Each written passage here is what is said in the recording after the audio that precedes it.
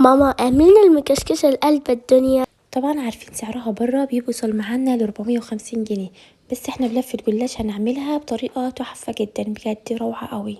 تعالوا مع بعض نشوف هنعملها. اول حاجة طبعا هنعمل الشربات بتاعنا. هنحط هنا 1.5 كوباية من السكر، بعد كده هنحط 1.5 كوباية من المية، يعني مقدار السكر زي مقدار المية بالظبط.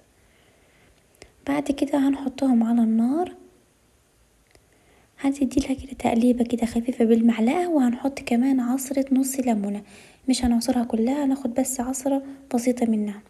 بعد كده هنجهز هنا الكريمه. عندي هنا 2 كوباية من اللبن، هنحط عليهم 3 معالق كبار من بودره الكاستر، وهنحط معلقه كبيره من السكر. وبعد كده هنستخدم باكيت كريم شانتيه. هنجيب هنا حله، وهنحط طبعا بودرة الكاستر 3 معالق كبار، وهنحط معلقة كبيرة من السكر، وهنحط 2 كوباية من اللبن. اللبن يكون ساقع معانا. هتقلبيهم كده كويس، اهم حاجة على البارد. بعد كده طبعا هنحطه على النار لحد ما القوام طبعا يتقل معاكي، وطبعا تفضلي تقلبي فيه علشان ما يبقاش قطع معاكي، تقلبي فيه كده كويس لحد ما يتقل معاكي بالشكل ده. كده خلاص بودرة الكاستر جهزت معانا وتقل معانا، هيبقى معاكي بالقوام ده. على طول هترفعيه من على النار. بعد كده طبعا هتسيبيه كده يهدى معاكي دقيقتين، وبعد ما يهدى معاكي هنحط عليه باكت من الكريم شانتيه، وهنديله كده تقليبه كده خفيفه. هتقلبيه كده كويس الكريمه مع الكاستر. وبعد كده هنجيب هنا طبق، وهنحط فيه الكاستر بتاعنا. وبعد كده طبعا علشان ما تعملش قشرة معاكي من فوق، هنجهز هنا بلاستيك راب، او ممكن تحطي كيس تلاجة هتغليه في الكريمة بتاعتك علشان ما تعملش قشرة من فوق طبعا. وهنسيبها كده على جنب تبرد معانا كده 10 دقايق لحد ما الكريمة تهدى معانا. بعد كده طبعا هكون مجهزة صينية اللي احنا هنعمل فيها الجلاش بتاعنا المكشكشة. هتدهنيها كده بمعلقة حلوة كده من الزبدة الاول من تحت، هتغلفيها كده كويس. بعد كده طبعا هكون مجهزة لفة الجلاش بتاعتنا. طبعا هنحط طبعا اول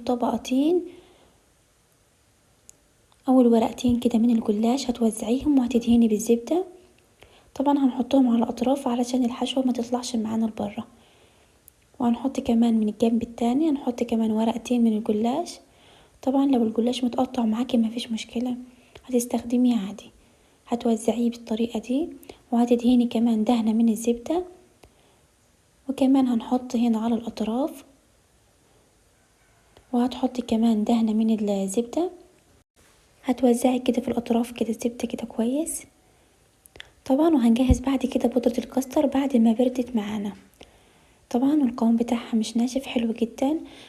هنوزعها بالطريقة دي طبعا. اول طبقة من تحت هتبقى فيها الكاستر علشان ما يتحرقش، طبعا هنقفل عليها. هتوزعيها كده كويس. طبعا يا جماعة المكشكشة ليها كذا طريقة ممكن تعمليها بيها. ممكن تعمليها بكريمة المهلبية، وكمان ممكن تعمليها بالكريم كراميل، بودرة كريم الكراميل. بعد كده طبعا هتقفلي عليها كده الاطراف. وبعد كده هنجيب طبعا ورق الجلاش بتاعنا وهتكشكشيه بالطريقة دي زي ما انت شايفة كده، وهتحطيه على طول في الصينية ترصيه من فوق. طبعا هتعملي الصينية بتاعتك كلها بنفس الطريقة دي لحد ما تخلص معاكي. هنجيب ورقتين من الجلاش طبعا من غير ما تدهنيهم، هنكشكشها كده بايدينا زي المروحة بالظبط. وبعد كده طبعا هتحطيها فوق في الصينية فوق الكاستر. نعمل واحدة كمان. هنجيب هنا قطعتين من الجلاش، وبعد كده تكشكشيها بايديكي، وهتعملي الصينية كلها معاكي بالشكل ده لحد ما تخلص الكمية كلها. وبعد كده طبعا هكون مجهزة 1 كوباية من الزبدة تكوني مسيحاها على النار، وهتحطيها فوق الجلاش بالشكل ده. هتوزعيها كده، لازم تسقي الجلاش كده كويس من فوق علشان يطلع معاكي مورق كده وشكله حلو. اخدت معايا يعني حوالي 1 كوباية الا. بعد كده طبعا بعد ما وزعتها هندخلها على فرن يكون سخن معانا. هنحطها الاول من تحت تستوي معانا وتاخد لون حلو، بعد كده تاخد وش على الشواية لحد ما تاخد لون حلو جدا. بعد طبعا ما تطلع طبعا هيكون الشربات بتاعنا برد وهنسقيها بالشربات. وممكن كمان تزودي كوبايه لبن على الشربات وتسقي بيها ورق الجلاش بتاعك، بجد هيديكي نتيجه برضو حلوه جدا.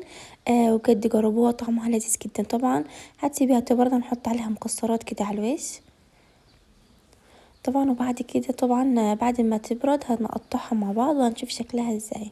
بجد شكلها وكمان ريحتها وطعمها حلو جدا طبعا. وبعد ما بردت هنقطعها، بجد يا جماعة لذيذة جدا. وكمان الحشوة كمان ما طلعتش لبره، يعني ايه الحشوة ثابتة معاكي، بجد لذيذة جدا. جربوها. هنقطعها كده بالطول وبعد كده بالعرض، فعلا طعمها لذيذ جدا. وطبعا احنا عارفين طبعا بتشتريها من بره سعرها وصل ل450 جنيه، فاحنا طبعا عم نعملها في البيت وبلفة جلاش بس، بجد رهيبة. جربوها حلوة قوي. اتمنى الفيديو يكون استفدتم وعجبكم. ما تنسوش بقى تتابعوني على صفحتي على الفيسبوك وكمان التيك توك وكواي والانستجرام باسم اسماء ابو الخير، وتعملي لايك وتشتركي في القناة وتفعلي زر الاشتراك علشان توصلك اي فيديوهات. يلا باي.